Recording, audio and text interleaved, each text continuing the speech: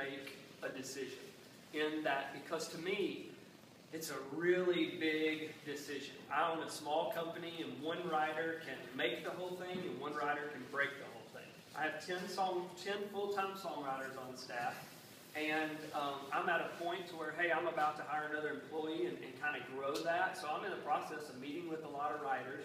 But when they come in, what I always say, what I want them to play me are songs that they truly love. Because me as a publisher, I need to be in sync with what really inspires them, and I need to be equally fired up about that. I can't tell you how many times a songwriter comes in and they go, oh, well, here's a CD of some songs that have been on hold, but man, I really don't like any of them. But, you know, they get action. Well, I don't want to hear that. I want to hear what this songwriter gets up in the morning saying, like, man, if I could write this song every single day, that's what I want to do. As a publisher, I need to be inspired by that same song, because it's like, yeah, I want that writer to write that every day. And so I have a philosophy of love plus fun equals success. If you really love what you do and you love the people you do it with and you have a lot of fun, the only outcome is going to be success. And I put that to all the songwriters that I work with, because I would say 70% of the songwriters I've signed, they haven't necessarily had hits before, and they may be writing songs that don't sound like what's on the radio. But I have some kind of deep connection with them where I feel like, man, if I'm in love with it, I can find someone else to be in love with it to help generate income. And at the end of the day, every relationship doesn't end up, success doesn't mean mounds of monetary rewardment. It doesn't mean huge millions of dollars for that songwriter, for that relationship to be really successful.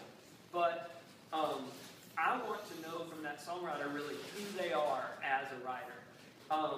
And I'll take multiple appointments because, number one, like I said, I make my decision based on people first. Because really getting involved with the publisher, you'll hear people respond that it's really like a marriage. And it really is, because these are people that you're hanging out with every day, and you're in an office, and it's a creative relationship.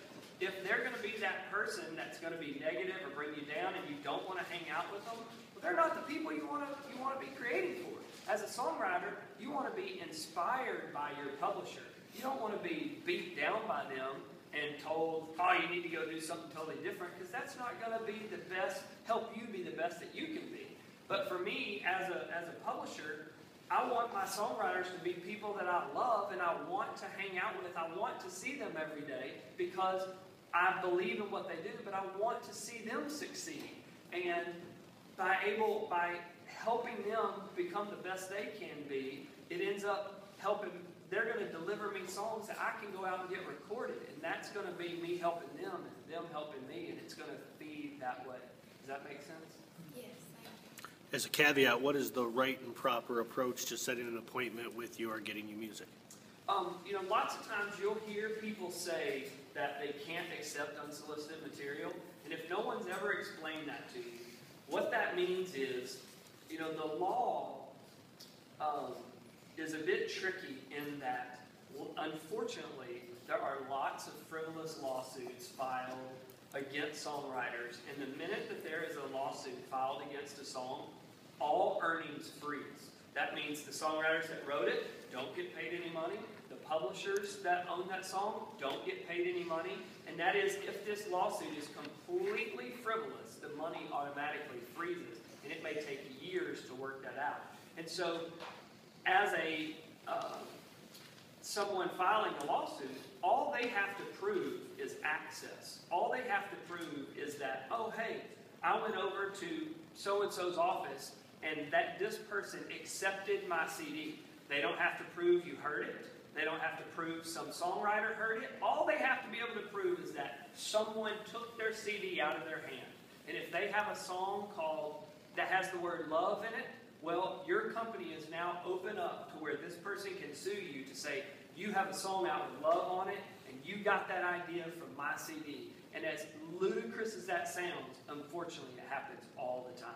So you're going to hear people say that they can't accept unsolicited material, and that's the reason why, because it's protection from those lawsuits. But when they meet you through